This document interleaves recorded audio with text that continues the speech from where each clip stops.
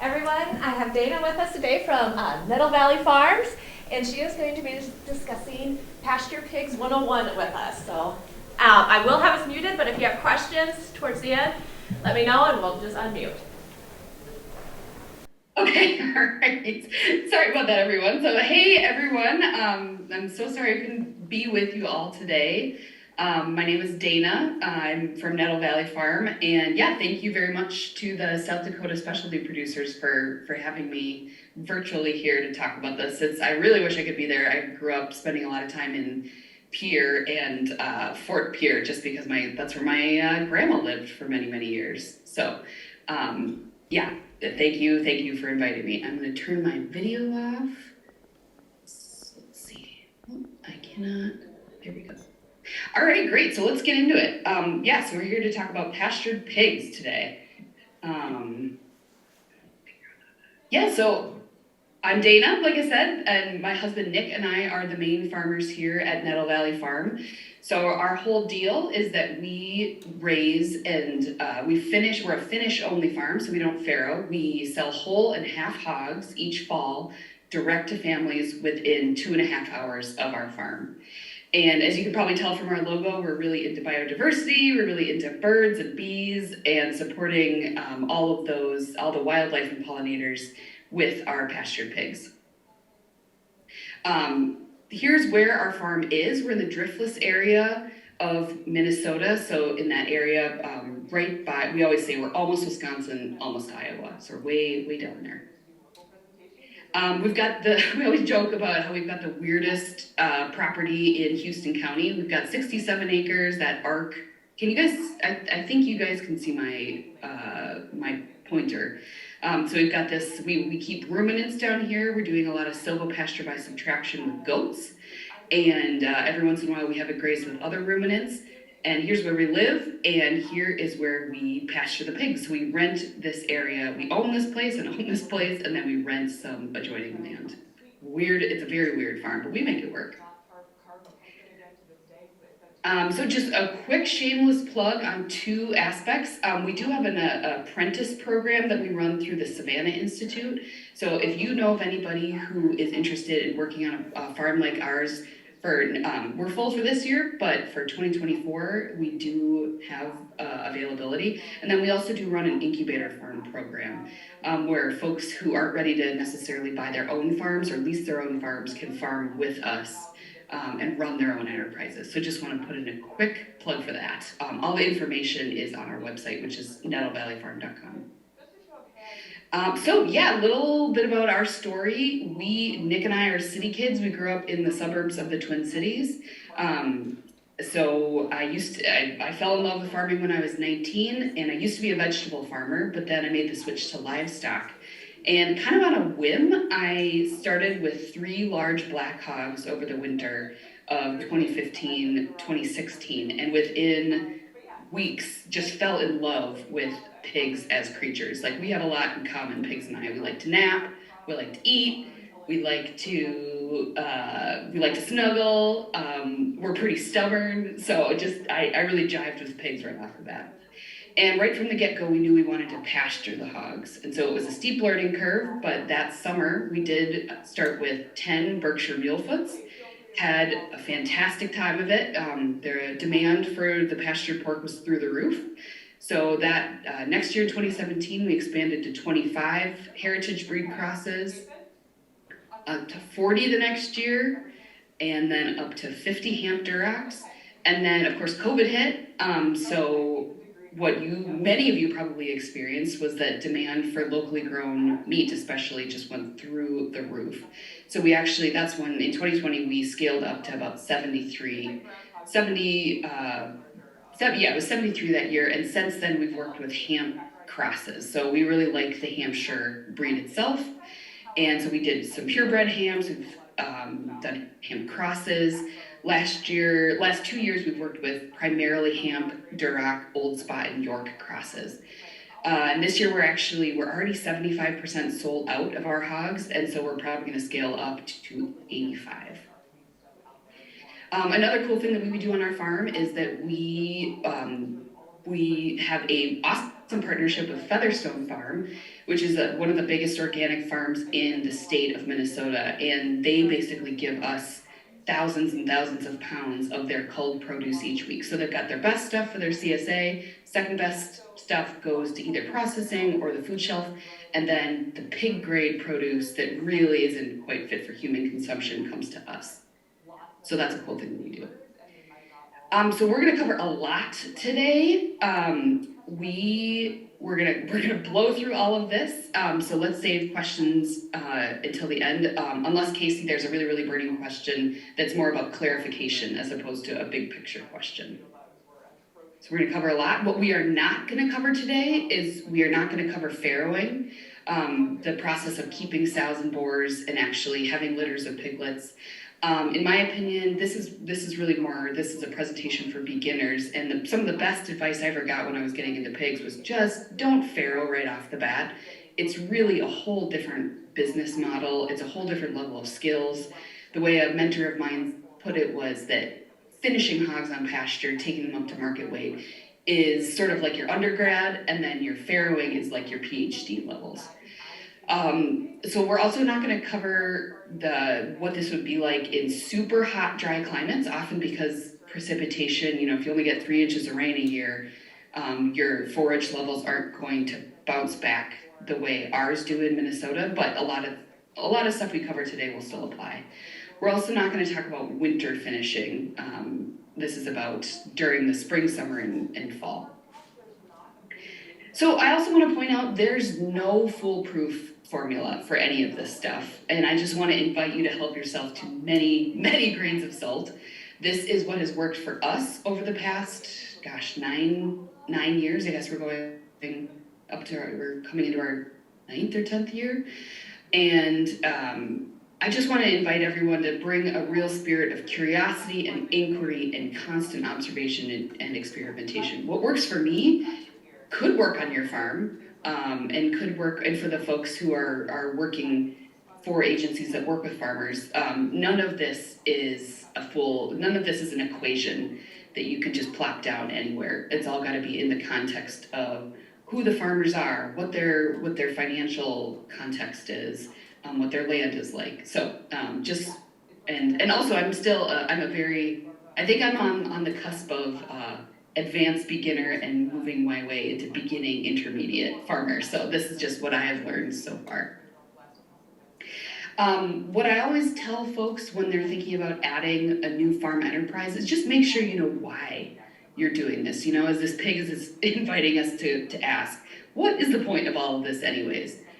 Way too often beginning farmers come to me and they watched a YouTube video and they got really excited about pigs, and all of a sudden they want to add pigs. And my advice is to always don't do what I did, which is to just on a whim get into pork and pigs.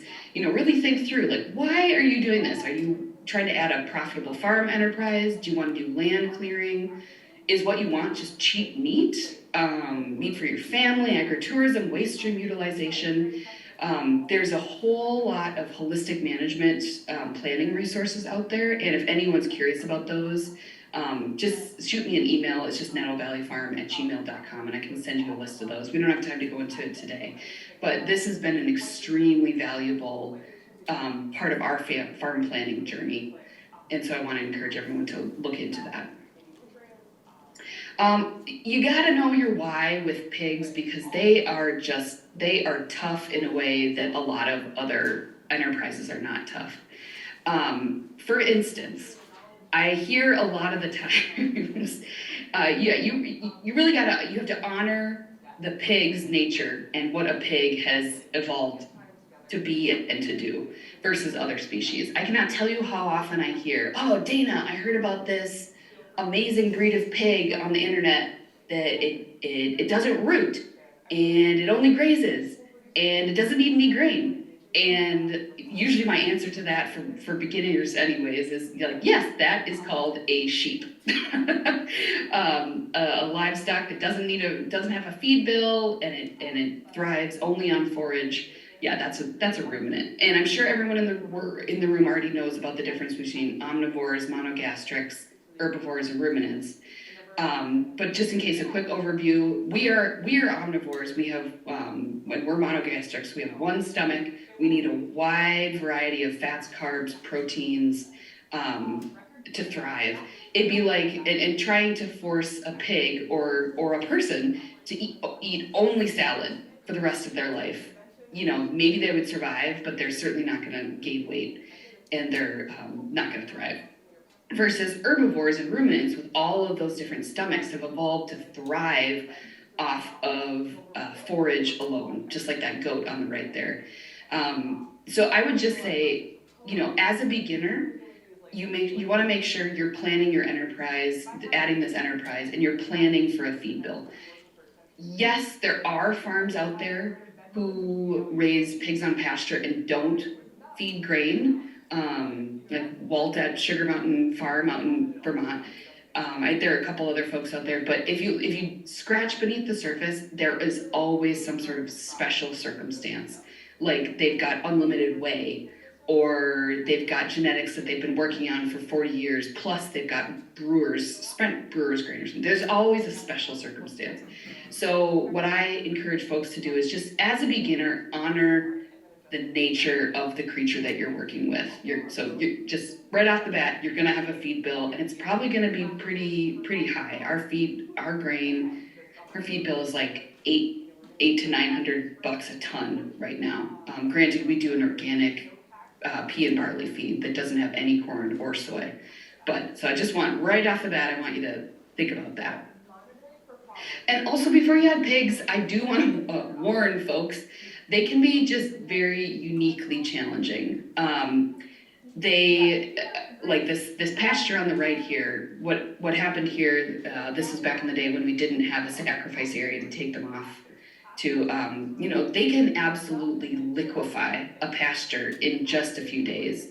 How I like to describe it is they're basically like little rototillers with no off switch.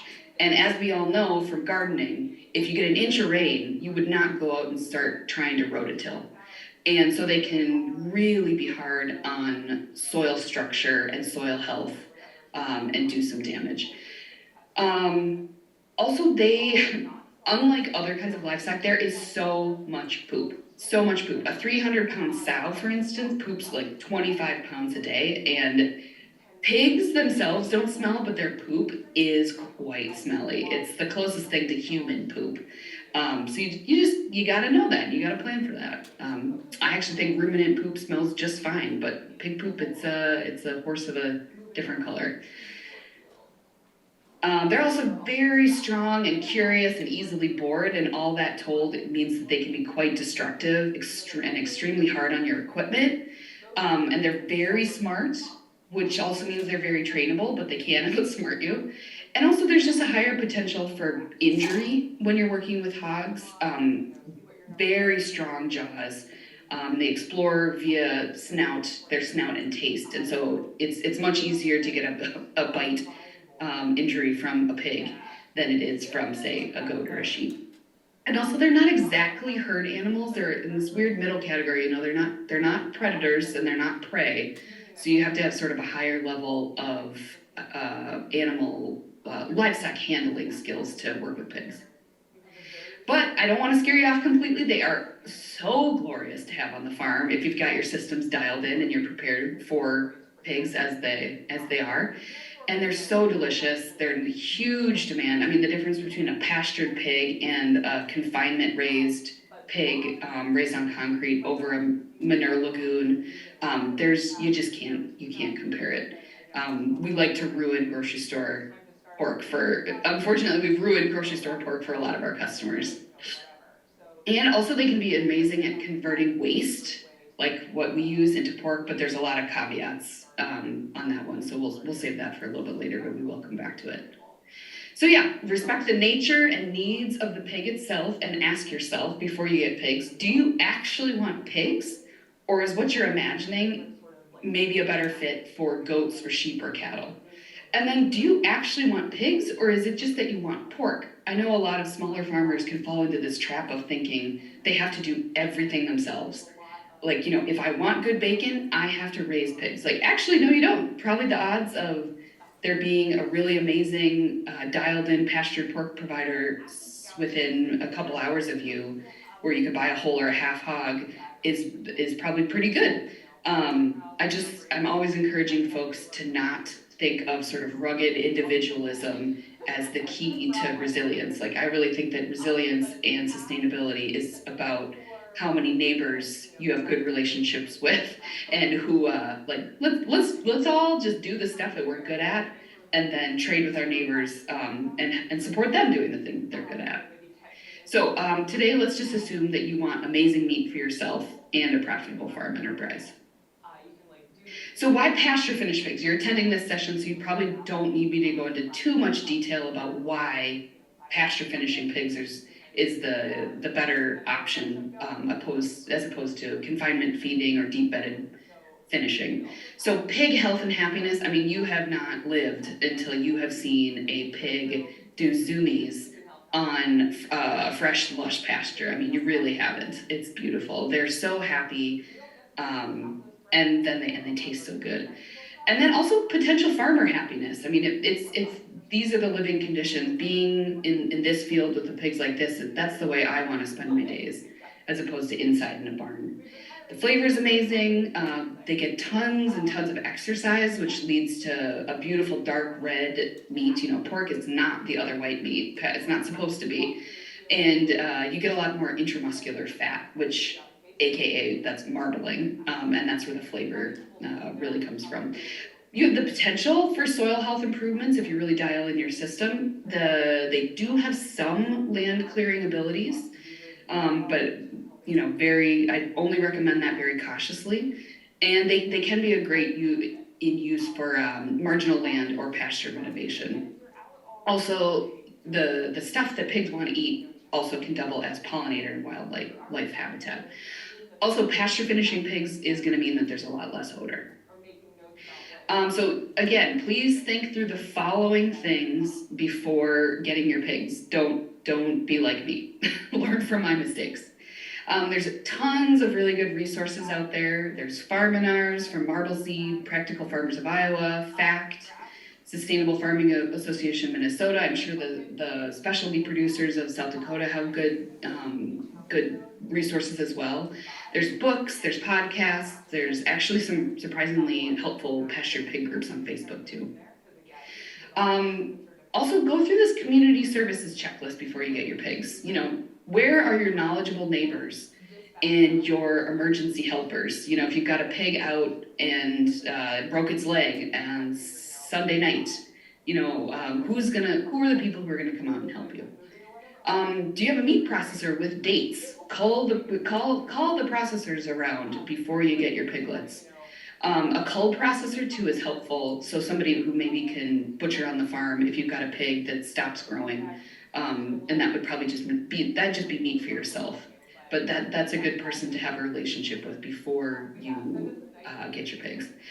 Make sure you have a large animal vet with pig experience on speed dial, and give them a call before you have pigs. Just let them know, this is what I'm getting into. Make sure that they can make farm visits, and yeah, absolutely find them before you actually need them. Where are you gonna get your feed from? Do you have a lot of customers, when they want pastured pork, they're also looking for organic feed, non-GMO feed, maybe corn and soy free feed. So research the places that you're gonna be able to get that, and for a good price. Sources of bedding and straw, or bedding, so straw, hay, wood chips, where are you gonna get those things? Transport, truck and a trailer. You don't have to own that, but surely make sure you've got that, who you're gonna borrow that from, or who you can hire to haul your livestock for you. And then also get a mentor or 3. Organizations like Marble Seed or FACT, they do nationwide mentorships, and my mentors have been just so invaluable to me. My favorite is to get 2 mentors who disagree with each other, and then get them all in the same room and let them duke it out, and then you will learn so much from that. And they oftentimes have a great time too. Okay, and so what model is right for you? There's a couple common models of pasturing hogs, pasture finishing hogs. So there's the fully pastured model, and then there's the wagon wheel hub model. So obviously the fully pastured model, you've got your fence, you've got your pigs, you've got your food, your water, your shade and shelter, and then every time you want to rotate your pigs, and you are going to want to rotate your pigs, you just move the whole setup. And then there's the wagon wheel hub, which we'll cover in a minute. So here's a look at the fully pastured model. When we started, we did the wagon wheel hub on a very small scale, then we moved to the fully pastured model, and then we actually moved back to the wagon wheel hub a few years ago. But when we were doing this, so you had bulk feed, shade and shelter, more shade and shelter, and then if you can see back here, there's actually more shade and shelter because pigs can't sweat, they need shade and shelter. Here's our water, here's the water tank. Yeah, not as lightweight as say a ruminant. You know, ruminants can thrive with some fencing and some water and salt and mineral, and they're good to go. So pigs just need a lot more stuff. Again, a downside of the fully pastured model is that say you've got five inches of rain in the forecast, or even half an inch of rain in the forecast. Pigs are little rototillers. And so if you don't have a way to take them off of pasture, this can happen really quickly. And some folks will say, well, just move them really quickly. The problem with that is if you get a lot of rain, there's no amount of moving. Like even if you move them hourly, there's no amount of moving that you can do to keep them from really rooting up a pasture. Also, I'm sure we all know when soil is this wet, you don't want to be driving on that, and you don't want to be taking your tractor out here or your side by side to pull stuff like this, because that is just ruining that chunk of the pasture. Some folks would just say, well, just wring their noses. And to that I say, okay, if you are willing to, every week while you have pigs, burn the tips of your fingers to the point where it's painful, where every time you try to touch something, then I say, then you can wring the noses of your hogs.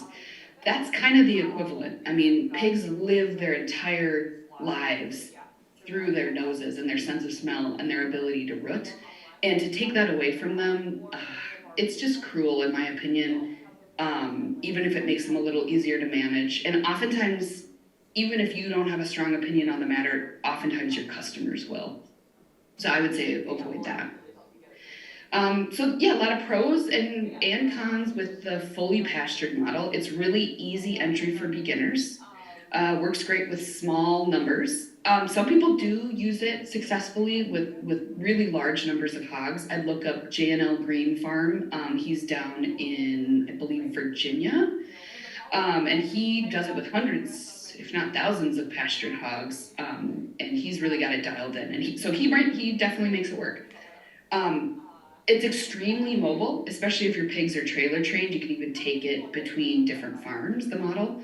It can also fit between rows of trees if you're trying to do some agroforestry practices like silvopasture or alley cropping. A lot of cons we found, and a lot of cons that have actually inspired us to switch away from it. Use so much more bedding, and then every time you're moving your hogs, you're just sort of leaving bedding in a pile there, and oftentimes that kills the pasture where it is. It's harder to compost it. Way more labor, way more labor, maybe 10 times more labor, because you're moving all of that stuff, at least once a week, if not more. Potential for huge amounts of soil disturbance and compaction, we've covered that. It's much harder to keep the pigs really comfy. Pigs are not as hardy in the heat as they are in the cold. My pigs really don't like they don't like it when it's more than 65 degrees. So if you're out in the middle of an open pasture and you've got an 80, 90 degree day, you better make sure that there is more than enough shade for each pig. And because pigs can die of heat exhaustion and heat stress just like in a blink of an eye. I worry less about the pigs in the cold weather for that reason, because since they can't sweat and cool off with the wind. I think it's a lot more dangerous because you're moving heavy objects on really uneven ground, because the pigs will make it uneven ground, and it can require much higher horsepower equipment for moving all that stuff. So what we've switched to over time is the wagon wheel hub or model, or some people call it the home base model. It's inspired by the Rodale Institute's hog facility, and essentially here is sort of an idealized version. So you've got your sacrifice area that you've got that deep bedded with wood chips, and you make sure that this isn't just a mud hole. You've got their shade, shelter, food, water, everything that they need to be comfy. And then you move the pigs using mobile electric fencing around that sacrifice area. Here's what it looks like at the Rodale hog facility. And then this is our farm. So this is sort of, again, an idealized version of what we do. So we joke that ours is less of a wagon wheel hub, and if you tilted this 90 degrees, it's more of a hot air balloon. So here's our central hub, and then we use electric fencing to make a laneway, and then we graze the pigs wherever we need to. Here's what it looks like in practice. So again, here is our wagon wheel hub, and then here's that laneway, and then here is the electric netting, and then we incorporate pastured egg-laying chickens into it as well. Here's a screenshot from one of our creeper cams. Another great thing about the wagon wheel hub is that you can monitor your pigs a lot easier. If your central wagon wheel hub has Wi-Fi, we extend it out from the house and then install cameras just to make sure that everybody's cozy, and just the first thing I do in the morning when I wake up is I can check the pigs. Last thing at night, just to make sure that everyone's good. So yeah, we've got tons of bedding. We've got automatic waters in the back. Our feeders, each of these holds 2 tons of feed, and so I never move these feeders. The feed truck just backs up, delivers our feed 4 tons at a time right into these, and the pigs have access to it 24/7. And then out here is where you can see that's their pasture. Yeah, I don't think I'll ever move away from this model again. It's just the pros outweigh the cons. Another thing that you can't see is I also have a chute on this side to work the pigs either onto a trailer that I can back up right over here, or we also have an isolation pen for any sick ones too. Here it is from the other side. Also, I want to talk about the lobby. When we have a forecast of 5 days of rain or wet weather, enough that it's puddling, we let the pigs hang out in this outdoor area, what we call the lobby. So they're not out on pasture because it's too wet and they would just destroy it, but they still do have the entire wagon wheel hub and this additional sacrifice area. So they're still outside rooting around, getting sunshine and fresh air. Also, you don't have to have a big permanent building to do this. You can do this on a very small scale. This is our very small wagon wheel hub that we did with those first 10 pigs on pasture. I found these porta huts for free in a neighbor's fence line, and then just simple water, simple trough for feed. As you can see, it does get very denuded, so that's why it's a sacrifice area. But then yeah, we used combo panels and T-posts, and then just open it up, and it worked great.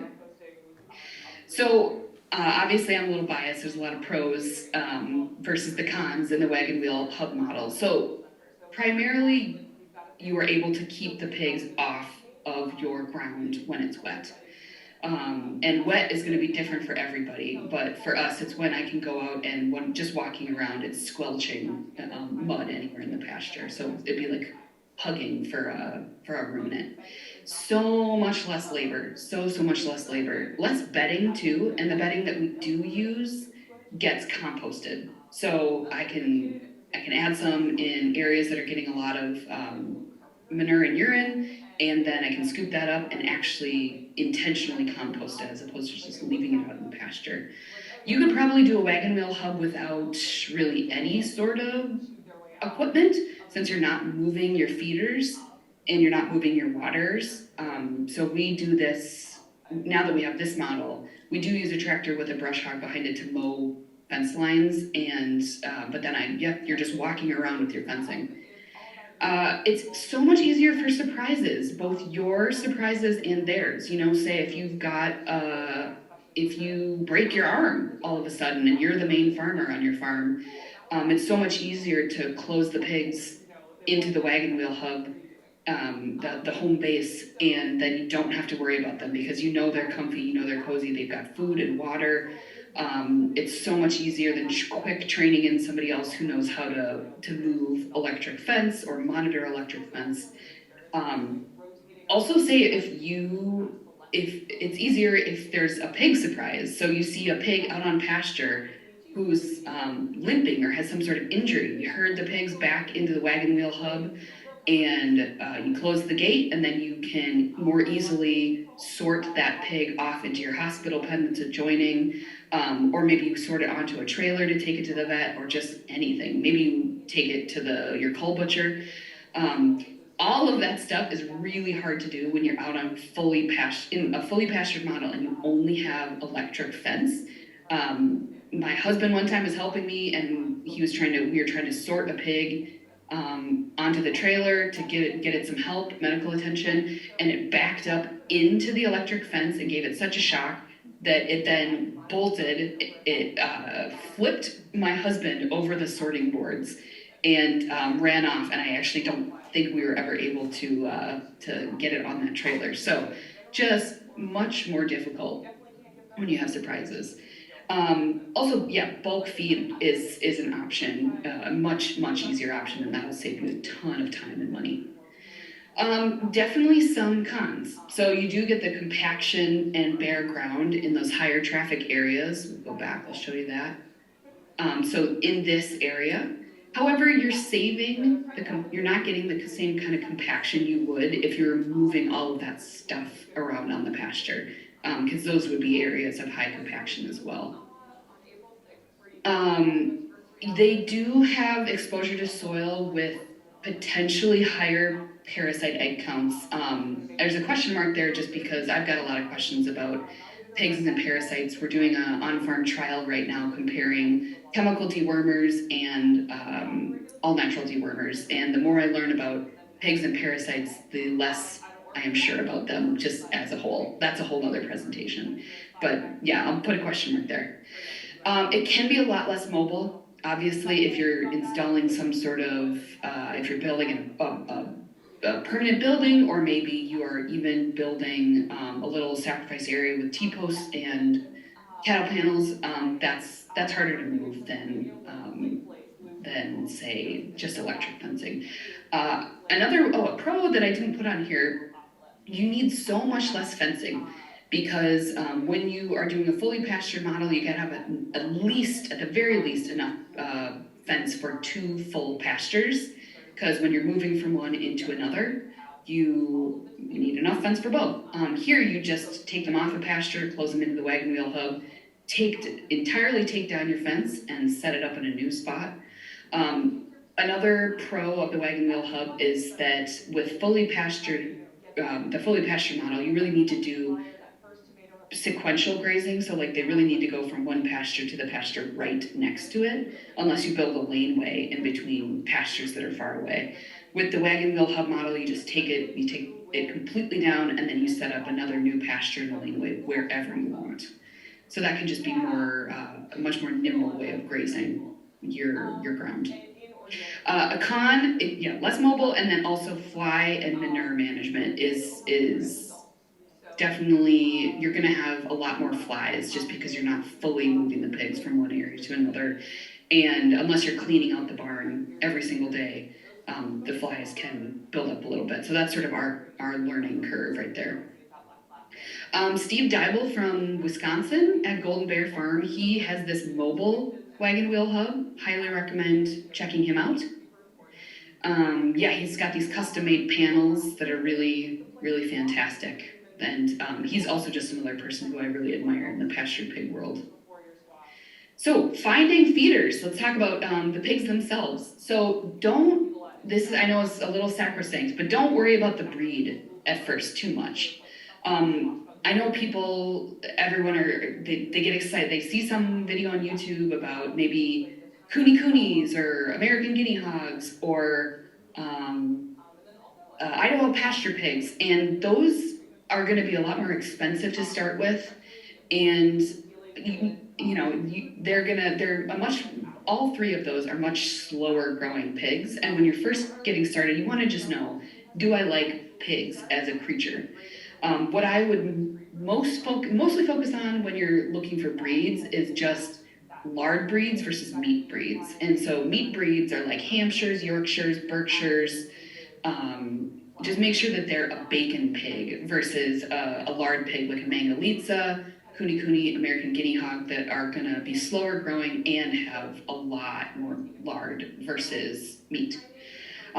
Bigger feeder pigs is better. A lot less can happen, stress affects a 60-pound pig to a 100-pound pig a lot less than, say, a just newly weaned 30-pound pig. Pink and white pigs are a little risky because pigs can get very sunburned very quickly. We actually don't mind doing pink and white pigs from our feeder pig supplier, but he's been culling really hard over the years to make sure that his pigs are hardy and don't get sunburned. I cannot say this next one enough. Cheap is expensive. Cheap is expensive. If you see some really smoking deal on a bunch of pigs that somebody wants to get rid of, ask yourself, what's wrong with these pigs? Am I going to save a buck here, but then each pig is going to cost me $50 more in labor because I'm going to have to treat them for something, or they're going to fall apart on pasture. Your feeder pigs is not the place where you want to save money, especially when you're getting started. Don't buy pigs from a sale barn. That's a biosecurity nightmare. You just don't even know what sort of diseases or parasites they're bringing onto your farm. Just don't do it. Buy from farmers who have similar goals as you. So if you want pigs that are going to do really well, finish really well on pasture, find somebody who's already finishing on pasture. And also stay away from show pigs. For a year or two there, we bought from a guy who had mostly been focusing on show pig genetics, and they were tasty and they were sweet, but they developed a lot of joint problems from walking so much on pasture. And they've been bred for 70 years to be a different kind of pig. Just other advice on finding feeders: lean on your established networks, lean on other pastured pig farmers. Sometimes when I buy my feeders, I order an extra 10 to 20 for other folks in the area. A lot of folks will probably be willing to help you out with that. If you are going to buy your pigs directly from a farm, just try to visit them if possible. A video tour of the farm would be a decent substitute if they're willing to give you a thorough visit. If they're not willing to give you a farm tour, I'd be skeptical of that. And just bring a very experienced friend with you. Ask for references and then write an agreement. And again, if someone doesn't want to write an agreement, I'd be wary of that. We won't get into all the details here, but just email me if you want a sample for what we put into our agreement for feeder pigs. Timing. I love a late spring to late fall finished hog because that critical flavor development period for meat is in the last 2 months of the pig's life. And so you want that period to line up with when your pastures are the most lush, when there's all sorts of fall goodies like squash and tomatoes and apples and nuts. Generally speaking, it takes many meat or bacon breed crosses about 6 to 9 months to finish, out to a 280 to 300 pound pig on pasture. And granted that those numbers are for free feeding. And many factors affect this. So our average is that they're born in March or April, they're delivered in June, and then they're ready for harvest in October and November. We get average daily gains of 2 pounds a day on the average that they've been on our farm. But you can expect that's with a really dialed in system and really good feeder pigs. So To be cautious, I would calculate an average daily gain of between 1 and 2 pounds a day. Probably not over that. So let's talk about the different kinds of pastures you could have. Pigs can be really great in flat, marginal wooded pastures versus open pasture, mostly just because, oh, look at the diversity of plants they have to eat, and then look at all of that shade. Pigs just, if you think about it, pigs are woodland creatures. They definitely love being in the woods more than open pasture. They can do some land clearing. I believe this is just a couple days apart. They can knock stuff down and make it easier for you to get in there. Quick note about nuts like acorns. Don't count on that to subtract a huge amount of your feed bill. You know, you hear about the acorn finished pigs in Spain. From what I've read, they have 5 acres of mature nuts, mature oak trees per pig. So just don't count on that too much. They love acorns, but just don't count on that too much for your feed. Also, if you have a beautiful intact woodland, don't put pigs in it. Maybe don't put any livestock in it. Talk to some experts before you do that. So yeah, a lot of shade, potentially reduced feed costs with tree crops like nuts. However, it's really hard to repair if you overdo it in the woods, and you can have some damage to the trees. And there's just a lot more fencing difficulties. But on the other hand, it's cheaper land. Open pasture is what we use. You can super maneuverable. It's easy to plant exactly what you want. It's easy to repair it. You can plant stuff that will reduce your feed costs a little bit, like corn, whole corn they can hog down, or oats. You do have a lot more shade, heat, and sunburn risk. Let me just sorry, 1 second. I have to plug in my computer, or else it wants to die. Okay, sorry about that.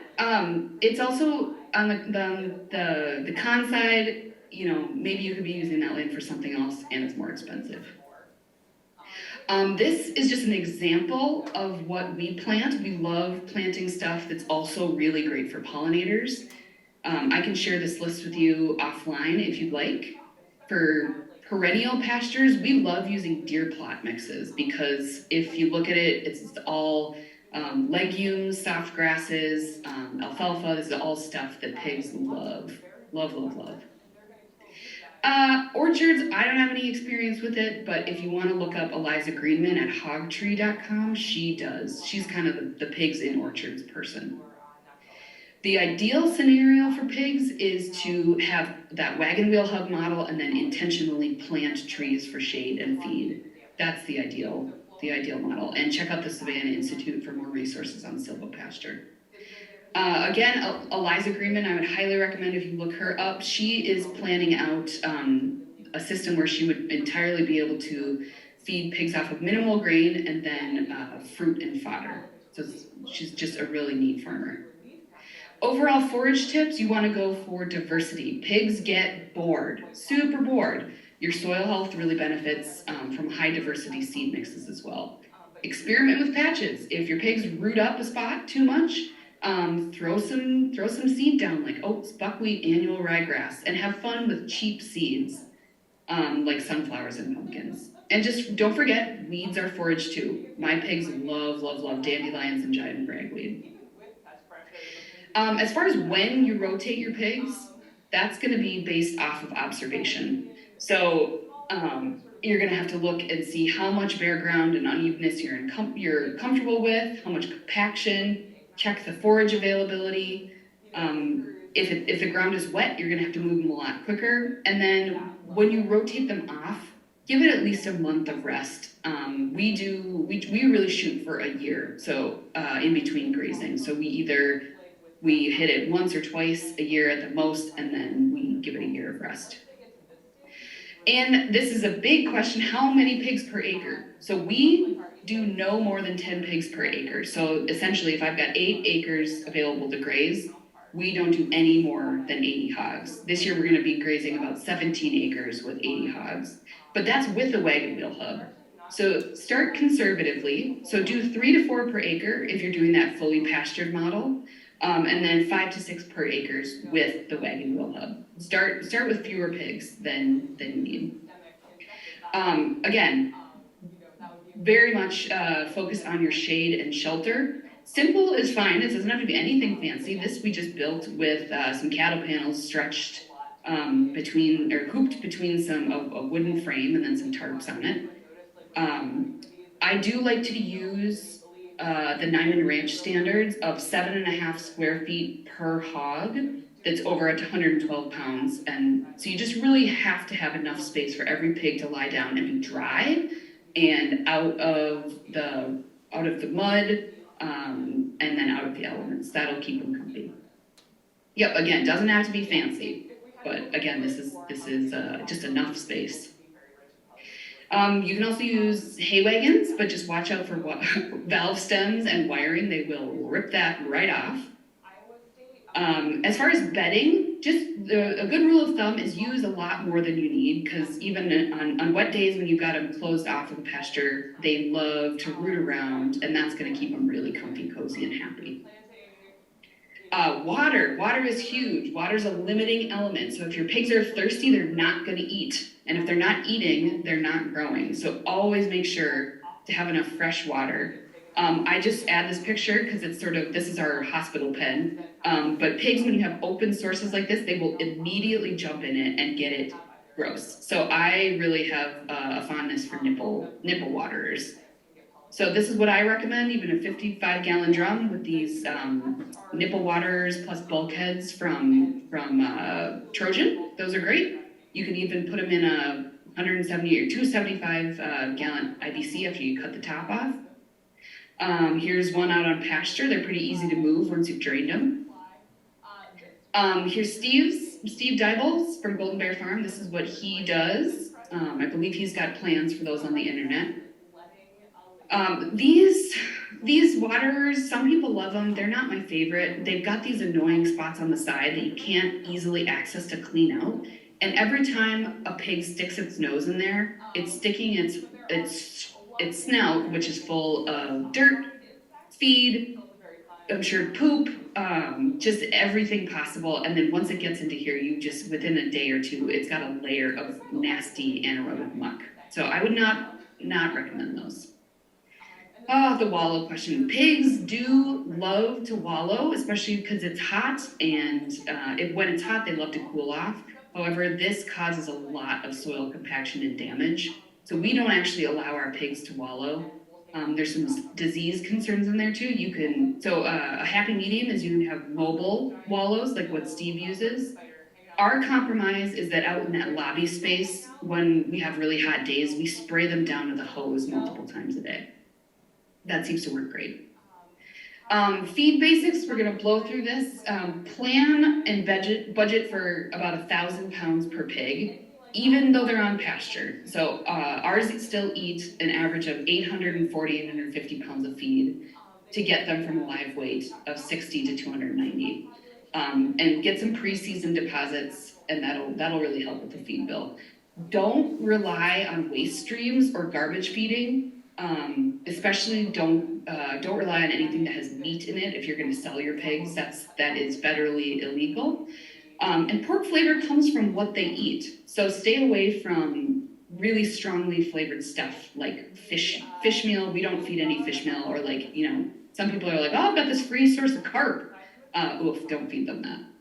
I love, when you're getting started, I love to recommend just go to a professional. They'll make sure that the feed has the minerals, the vitamins, and the salts. Those are all really critical. There's no need for a treated feed to get them started. And also, only if you're getting feed delivered, only get 2 to 4 weeks at a time, because you really want it to be fresh. And then you will have to think through if you want organic, transitional, or corn or soy free. You don't have to do anything fancy for feeders, and you can decide whether you want to ration feed them or if you want to free feed them. Here's a way to pick up bulk feed, even if you don't have those fancy bulk feeders that I have. So with ration feeding, you do end up having an overall lower feed bill, but you do have reduced gains. So you have to think through, there's your overall costs, but then there's your profitability too. Small pigs also might get out-competed if you're forcing the pigs to compete for feed, and they're more prone to escape. I highly recommend free feeding. It keeps the pigs, means they're less prone to escape, and it means that they grow faster. You can buy a DIY bulk feeder plan for $30 at Farm Builder US. I haven't used this, but people love them. Here's another bulk feeder in Osborne. Don't feed out don't feed out your feed on the ground. It mixes in with the dirt. You might be more likely to get parasites. It's really wasteful. Although if you have a free source of produce, that is a decent way to do it too. Free feed, like vegetables and produce, can be expensive, especially once you consider your time. And also, this stuff is mostly water. And again, don't feed out post-consumer garbage because that oftentimes you need a special permit for. That's called garbage feeding, and no meat. Train your pigs to come when you call. My favorite way to do that is to combine a call and a really valuable treat to them, like a hard-boiled egg. That way, if your pigs ever get out, they know to come back. We're gonna quick go through this because I'm sure a lot of you are already familiar with fencing. I love the Premier One Quick Fence. I trust it. You gotta have at least 7 pieces of it at a time, especially if you're on that fully pastured model. Here it is in practice. You can use it in the woods or out on open pasture. Very visible, very durable, adjustable bottom. I just trust it a lot more. It does get very tangled up if you do use it, but the other option is polywire fencing, and I don't know. When I have used it, the pigs were out all the time. I don't love it, but some people swear by it. Steve Dybel swears by it too. It's easier to escape and jump, so that's I have no patience for chasing pigs. It's easier for pigs to bury it and short it out, but it can be used for other species and it's easy to store. There's this smart fencing option. Get a good ground rod. I love this mobile one, just 3 feet long. You don't need a lot of ground rod when you're doing mobile pig fencing. Here it is in action. We also use an 8-foot one when you're doing a wagon wheel hub. Buy a lot of jewels, buy as many as you can afford. This is what we do for our backup. We use a Parmac and then a Speed Right. So this one can run off of a RV battery, and this one we plug in, and they both worked great. Do not skimp on fence training for at least a week. Make sure you have a hard fence and then a electric fence inside, and they will zap themselves, and what that hard fence does is trains them to back up instead of run through the fence. Do not skimp on this. Don't rush it. It'll save you so much time. So this is what one of our fence training models looked like. It had a cattle panel here that I could just flip down to see how they were doing with the fence, and if I needed to, I could flip it back up. The most important thing on fencing is just keep what they want inside the fence. Do not skimp on fence training. Make sure you have more fence than you think you need. And then really do a good job of mowing your fence lines and check them a couple times a day. I think I'm pretty much out of time, so I'll just say again, have a vet on call, have a way to isolate a pig if it's sick that doesn't have nose-to-nose contact. This will make your life a lot better. And be prepared to take its rectal temp. Have a snare on hand and a buddy who can help you, because that's usually the first question that a vet is going to ask, is does it have a fever? And that is the way you take a temp for a pig. Here's some I can send these to you if you'd like, vet supplies to have on hand. Deworming is a hot topic. I'm not going to cover it. And then, I think we're out of time, so I'm going to skip the sales and the one bad day, but just my main point here is don't undercut your neighbors. Just make sure that we're all working on getting paid what we deserve for our high quality pork. So throughout all of this, take pictures, tell your story, stay curious, and ask for help. And that's me. That's my contact information. There's my email address. There's my website, and we also try to post on Facebook and Instagram almost every day during the pig season. So lots of good pig videos and pictures. And thanks again for having me. I have a whole other presentation that's like the insect evangelism with all like the pictures of cute bugs that I found. So. All right, thank you, Dayna. That was wonderful. I loved all the pictures. Yeah, right, It was yeah. a great presentation. Does anybody in here have any questions? That's to get that presentation. Can I ask about, I know she didn't want to cover deworming, but is that less of an issue than with pastured pigs? Okay, the question is deworming less of an issue with pastured pigs? I'd say if anything, it's more of an issue with pastured pigs because oftentimes the life cycle of a parasite includes an egg either in an earthworm or in the dirt. And some, like the roundworm, which is the biggest parasite for hogs, at least in our area, those eggs can live in the soil for decades. And so it's not quite the same as with ruminants, where if you keep them just grazing at a certain height, that it'll avoid the parasite. So it's a thorny subject. I'd say be prepared to deworm if you think your pigs need it. I'd say ask your vet about that, and that'll be the person to get the best advice from. All right, any other questions or anything you wanted to discuss with Dayna? All right, thank you, Dayna. Everyone here really enjoyed it. There's a lot of note-taking going on. I know myself, I was snapping pictures. I was like, oh yeah, gotta remember that one, so. Good, I'm glad. Thank you so much for having me. And feel free, if folks need help or have other questions, just shoot me an email. Will do. Thank you so much for your time, and you enjoy your day, okay? Thank you. Have fun at the conference. Thank you.